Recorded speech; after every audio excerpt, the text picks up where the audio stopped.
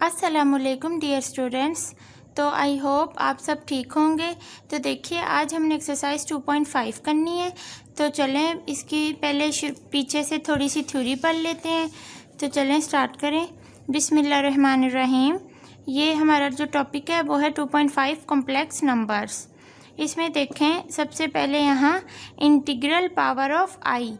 By using I is equal to square root minus 1 we can easily calculate the integral power of I। Example i square किसके equal होता है? -1 के equal. और i iota cube, ये actually iota है। Iota cube is equal to iota square multiply iota, ठीक है, is equal to. इसी तरह हमें पता है आई की वैल्यू स्क्वायर रूट -1 होती है और एयोटा स्क्वायर की -1 होती है।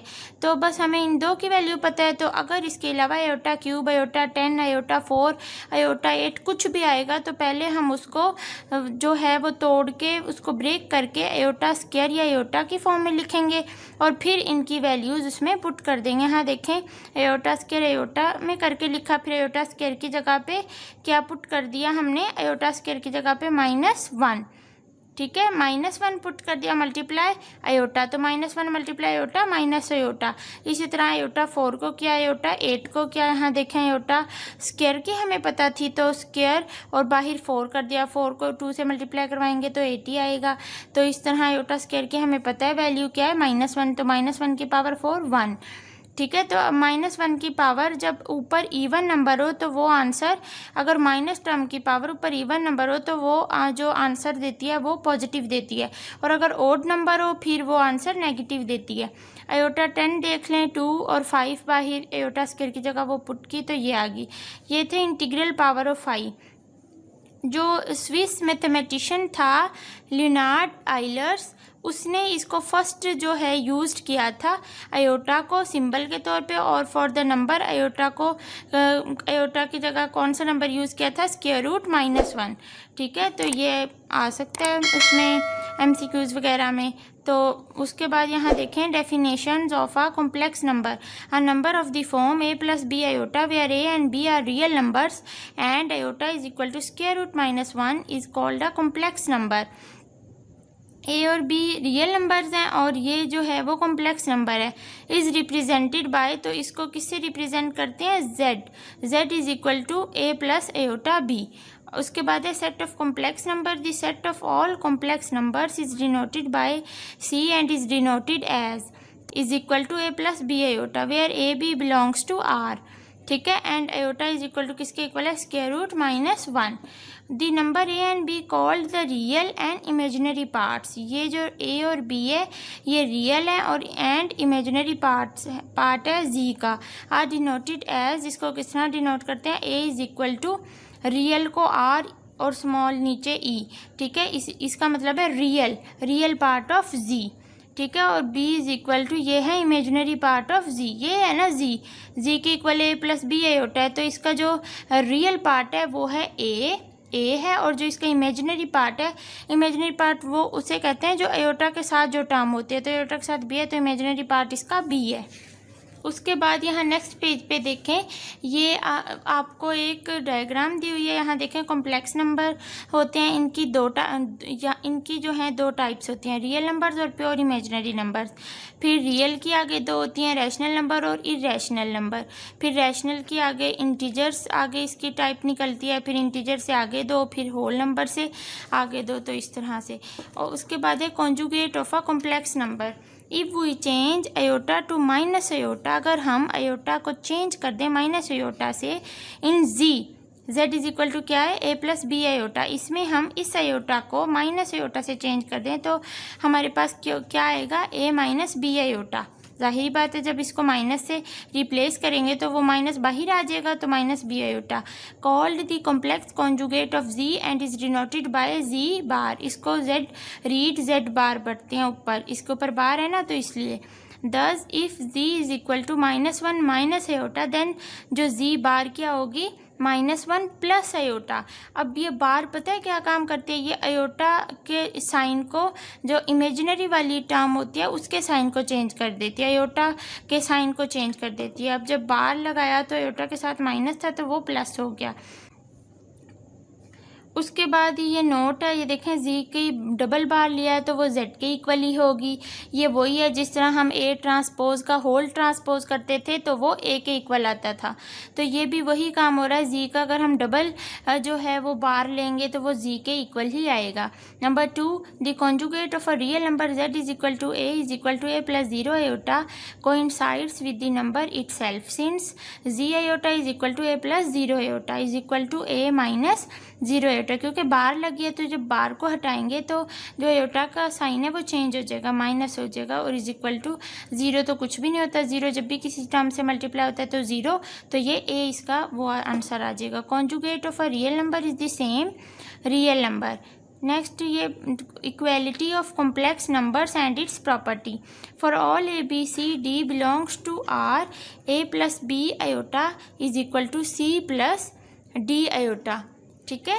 और if and only if A is equal to C and B is equal to D. Example देखें,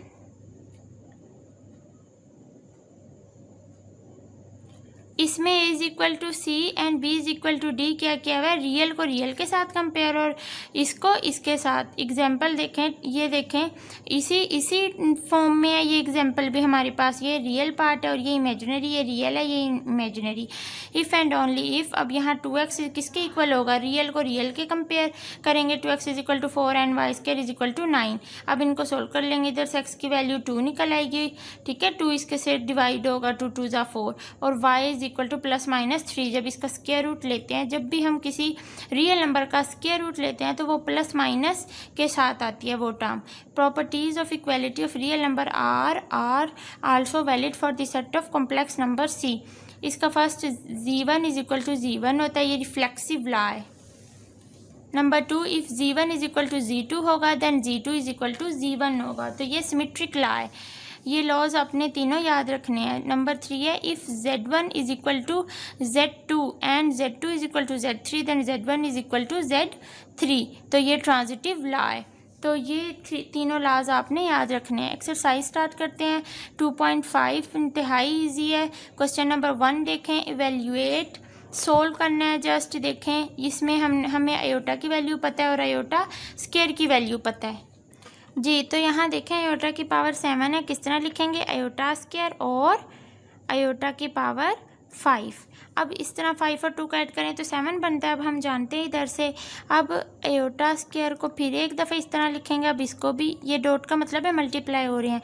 आयोटा की पावर 5 को भी हम इस तरह लिख सकते हैं, आयोटा स्क्वायर और आयोटा।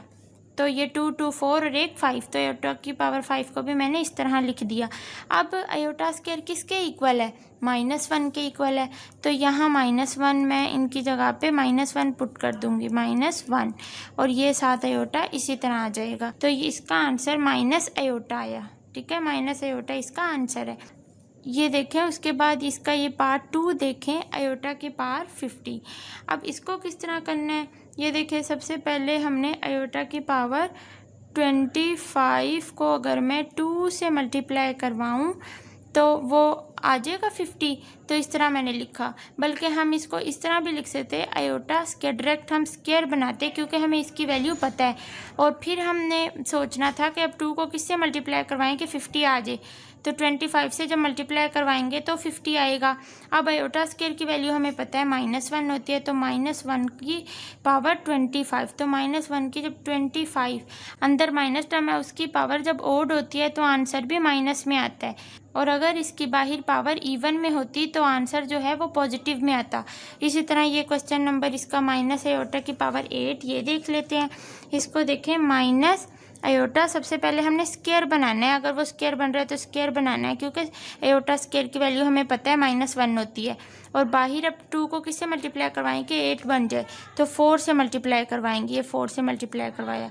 अब आयोटा स्क्वायर की वैल्यू -1 होती है तो इसकी जगह -1 पुट कर दिया, और ये वाला माइनस ऐसे इसके साथ आ जाएगा, और ये ब्रैकेट क्लोज, और ये 4 बाहर। अब माइनस माइनस प्लस होता है तो 1 की पावर 4, तो 1 की पावर 1 को जब 4 टाइम्स मल्टीप्लाई करवाएंगे तो ये 1 इसका आंसर आ जाएगा। ये क्वेश्चन नंबर 1 के सारे पार्ट्स इसी तरह होंगे। क्वेश्चन नंबर 2 देखें, right the conjugates of the following numbers. इसके भी 6 पार्ट्स हैं। कॉन्जुगेट बताना है। कॉन्जुगेट किस तरह बताते हैं हम, इसके ऊपर बार लगा के। तो जब इसके ऊपर बार लगाएंगे तो इसका कॉन्जुगेट क्या बनेगा जी। तो यहाँ देखें क्वेश्चन नंबर 2 हम किस तरह करेंगे। मैंने कुछ पार्ट्स लिखे हैं तो इनको किस तरह करेंगे। कॉन्जुगेट का मतलब होता है इस तरह से ये कॉन्जुगेट फाइंड आउट करना, मतलब ऊपर बार लगा के और जो अयोटा वाली जो इमेजिनरी वाली टर्म होती है उसका साइन चेंज करना। तो अब यहाँ देखें इसमें जब हम इसका जो है वो इसमें देखें जब हम इसका कॉन्जुगेट फाइंड करेंगे तो 2 + 3 अयोटा, तो इसके ऊपर बार आ जाएगी सारे के ऊपर। अब इसमें जो इमेजिनरी टर्म है अयोटा वाली उसका साइन चेंज हो जाएगा। तो इसका जो है वो कॉन्जुगेट क्या बना, 2 - 3 अयोटा, ये इसका कॉन्जुगेट बना। इसी तरह इसके ऊपर -4 माइनस अयोटा, इसके ऊपर बार लगा दी। अब -4 और जो अयोटा के साथ वाला साइन है वो चेंज हो गया, प्लस अयोटा। इसी तरह ये क्वेश्चन देखें, ये हमारे पास है अयोटा -3। इसमें स्टूडेंट्स मिस्टेक करते हैं क्योंकि अब देखें इसके ऊपर बार है। अब वो जिस तरह सारे क्वेश्चंस में क्वेश्चन नंबर 2 के सारे पार्ट्स में उन्होंने ये वाली वैल्यू चेंज की है, ठीक है। तो आपने ये जहन में रखना है कि अयोटा वाली टर्म का साइन चेंज होगा। अब यहाँ देखो उन्होंने अब थोड़ी सी ना, मतलब अयोटा वाली टर्म पहले लिखी हुई है, अयोटा -3 लिखा हुआ है, बाकी सब एक तरीके से लिखी हुई हैं। तो इसमें अब हमने क्या करना है, पहले इसको अरेंज करेंगे, -3 प्लस अयोटा, और अब इसका कॉन्जुगेट लेंगे तो -3 माइनस अयोटा, ये इसका कॉन्जुगेट इस तरह से फाइंड आउट होगा। हमेशा आपने याद रखना है इमेजिनरी टर्म का साइन चेंज होता है जब भी हम कॉन्जुगेट लेते हैं। Question number 3, right the real and imaginary parts of the following numbers. इसके भी 6 पार्ट्स दिए हुए हैं। इसमें हमने रियल एंड इमेजिनरी पार्ट्स बताने हैं। अब देखें ये 1 है जी। तो यहाँ क्वेश्चन नंबर 3 में देखें इसमें रियल और इमेजिनरी पार्ट बताना है। तो इसका रियल पार्ट कौन सा है, -1, ये इसका रियल पार्ट है। और इमेजिनरी पार्ट कौन सा है, ये इमेजिनरी पार्ट है, ये इमेजिनरी पार्ट है। इसी तरह इसके अंदर जो है ये इमेजिनरी पार्ट है ओवरऑल, क्योंकि इसके अंदर रियल पार्ट दिया ही नहीं हुआ, इसीलिए ये इमेजिनरी पार्ट है, ये इमेजिनरी है। उसके बाद 6 वाला देखें, इसमें रियल जो है वो क्या नंबर है, 2, और इसमें इमेजिनरी क्या है, इमेजिनरी = कितना है, 0, ठीक है, 0 अयोटा, ये इमेजिनरी। बस हमने इस तरह से इसमें रियल और इमेजिनरी पार्ट बताने थे कि कौन सा रियल है कौन सा इमेजिनरी है।